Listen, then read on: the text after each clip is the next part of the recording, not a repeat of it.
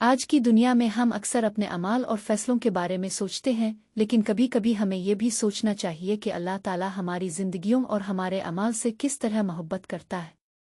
یہ سوچنا کہ کس طرح ہم اللہ کی محبت حاصل کر سکتے ہیں ہمیشہ ہی ہمارے لیے ایک اہم سوال رہتا ہے۔ اسی سوال کا جواب ڈاکٹر عمر سلیمان کی کتاب اللہ پیار کرتا ہے میں نظر آتا ہے۔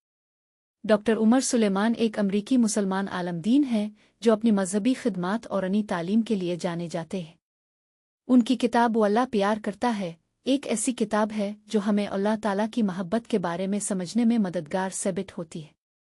یہ کتاب ہمیں یہ سمجھنے میں مدد دیتی ہے کہ کس طرح ہم اللہ کی محبت حاصل کر سکتے ہیں اور کس طرح ہم اپنی زندگیوں کو اللہ کی رضا کے مطابق بنا سکتے ہیں۔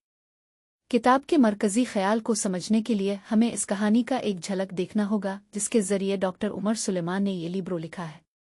وہ ہمیں بتلاتے ہیں کہ اللہ کی محبت حاصل کرنے کے لیے ہمیں اپنے دلوں کو اللہ کے لیے کھولنا ہوگا۔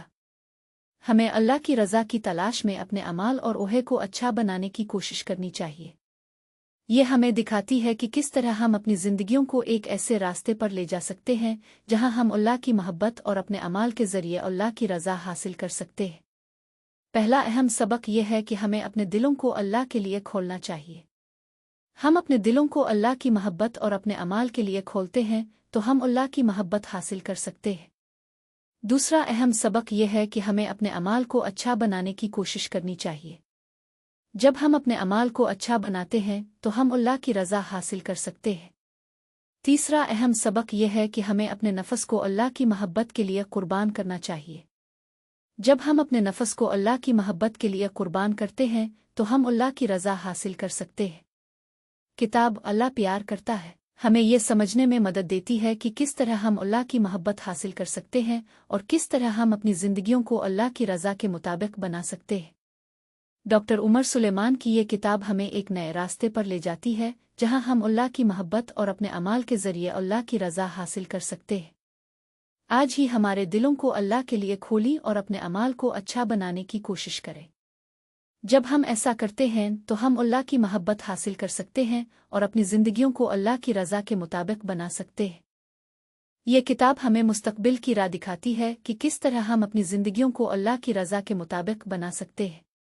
جب ہم اللہ کی محبت حاصل کرتے ہیں تو ہم اپنے نفس کو اللہ کی محبت کے لیے قربان کرنے کی کوشش کرتے ہیں۔